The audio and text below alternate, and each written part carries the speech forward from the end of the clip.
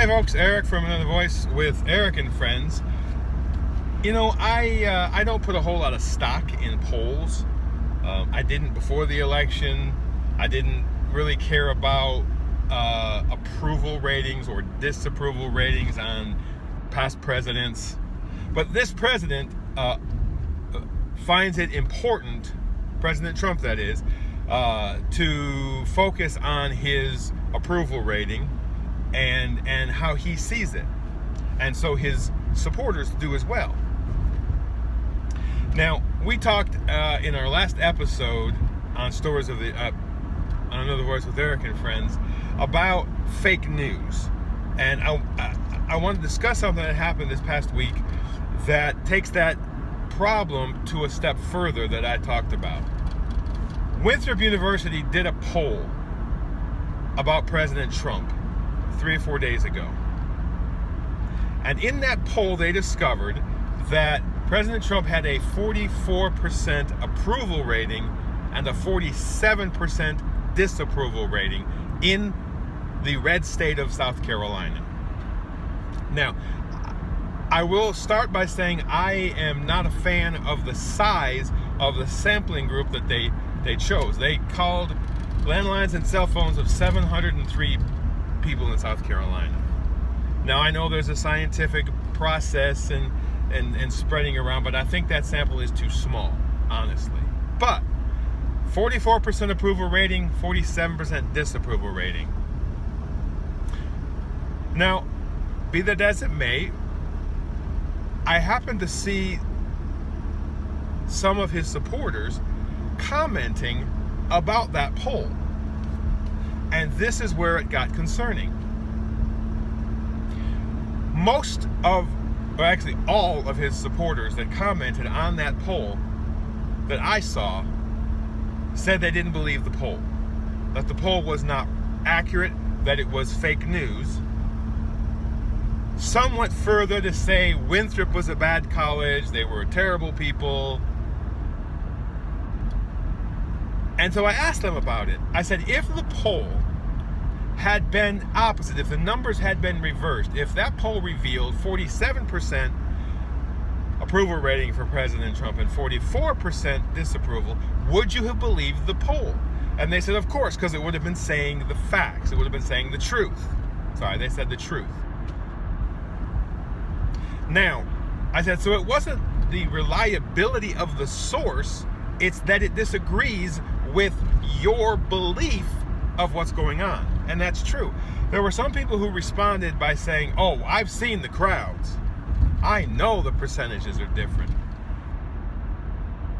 Now, it is true he had big crowds. But big is a relative term. Someone mentioned 5,000 people at a rally in South Carolina. That's a lot of people. But there are millions of people in South Carolina. 5,000 out of, 30 million? That's not a big amount. But the thing is, these folks are saying that's lying. The poll is a lie because I know differently.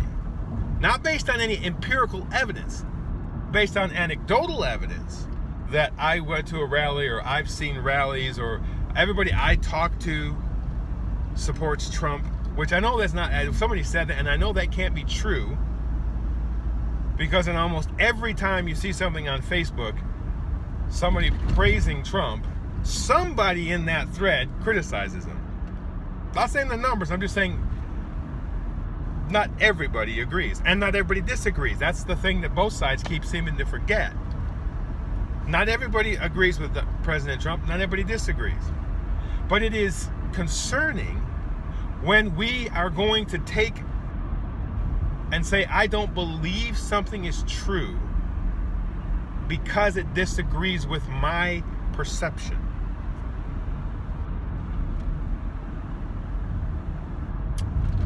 And this goes, and along with that is this narrowing of where we get information. These people on this poll said, I don't support Winthrop is a bad place. We can't trust anything Winthrop University says. Okay, I'm not sure why. But then you go to the media, and of course CNN and New York Times are already, boom, they're gone. They're out the door. They're no good. You can't trust them.